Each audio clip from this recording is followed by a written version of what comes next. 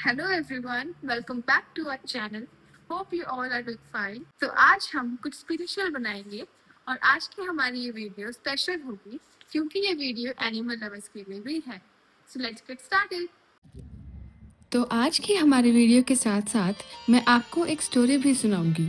तो चलिए शुरू करते हैं। हिंदू शास्त्रों के अनुसार जब भगवान कृष्ण वृंदावन में रहते थे, तब हर साल वहां के निवासी और बुजुर्ग देवराज इंद्र की विशाल पूजा और यज्ञ की तैयारी करते थे।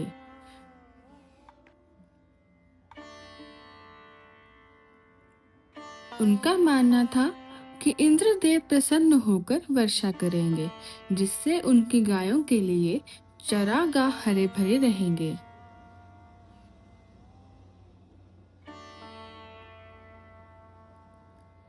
एक साल बालक कृष्ण ने इस परंपरा पर सवाल उठाया। उन्होंने अपने पिता नंद बाबा और गांव के बुजुर्गों से एक बहुत ही गहरी बात कही।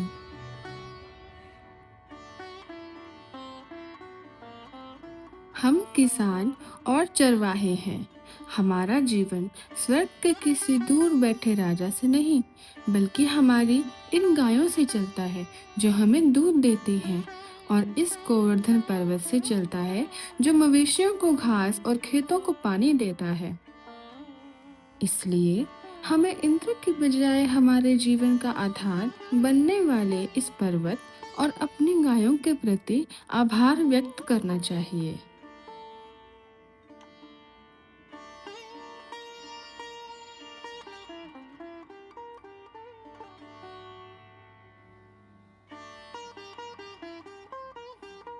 कृष्ण की इस तर्क संगत और ज्ञान से भरी बात को मानकर सभी ग्रामीणों ने अपनी पूजा का रुख बदल दिया। उन्होंने इंद्र के लिए तैयार किया गया 56 भोग और महाप्रसाद गोवर्धन पर्वत को अर्पित कर दिया और अपनी गायों की पूजा की।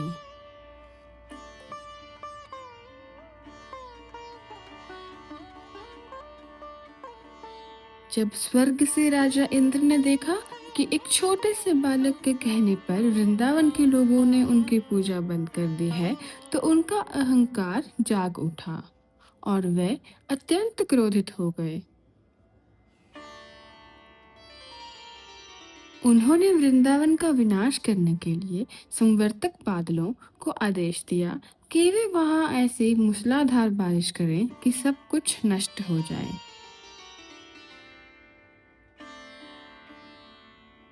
देखते ही देखते वृंदावन पर आसमान टूट पड़ा, भयंकर बिजली कड़कने लगी, आंधी तूफान आ गया और बाढ़ का पानी गांवों में घुसने लगा।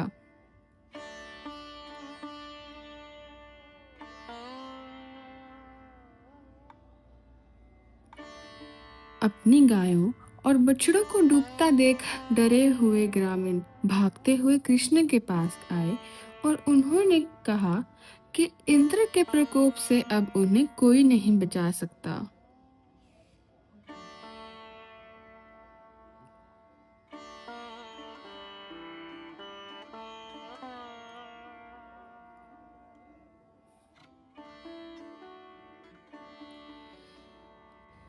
ये सब देखकर कृष्ण बिल्कुल शांत रहे और मुस्कुराए।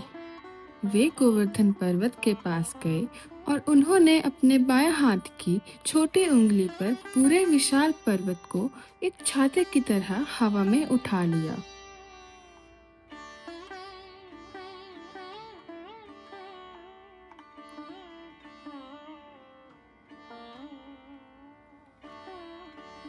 उन्होंने सभी ग्वालों, गोपियों और वृंदावन की एक एक गाय और बछड़े को पर्वत के नीचे शरण के लिए कहा।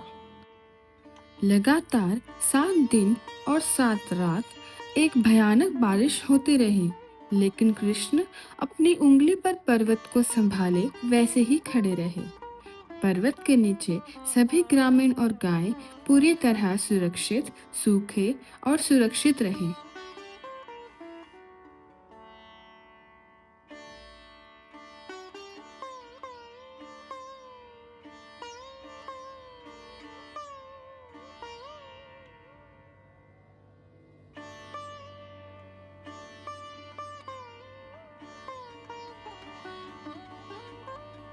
जब इंद्र ने देखा कि उनके सबसे विनाशकारी बादल भी कृष्ण की उंगली पर टिके पर्वत का एक कंकड़ तक नहीं हिला पाए, तो उन्हें एहसास हुआ कि ये कोई साधारण बालक नहीं, बल्कि स्वयं नारायण है।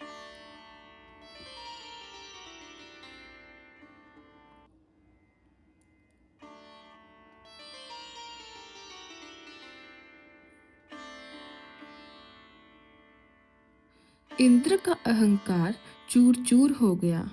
उन्होंने तुरंत बारिश रोकी और स्वर्ग से नीचे आकर कृष्ण से अपने अपराध की क्षमा मांगी।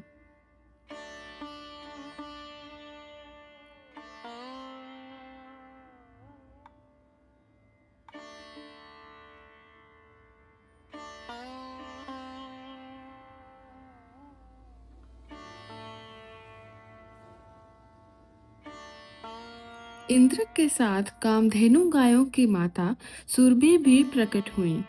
माता सुरभि ने कृष्ण के सामने सिर झुकाया और अपनी संतानों यानी कि गायों की रक्षा के लिए उनका आभार व्यक्त किया।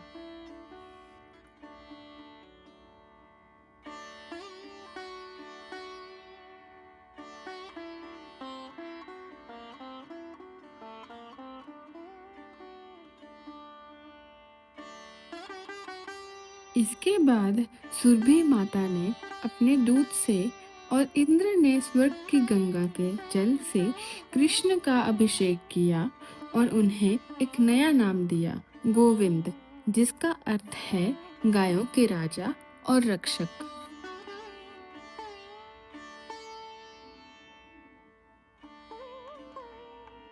इसी कहानी से इंस्पायर होकर हमने कृष्ण जी को एक गाय के साथ बनाया है। तो हमारा ये आर्टवर्क रेडी है।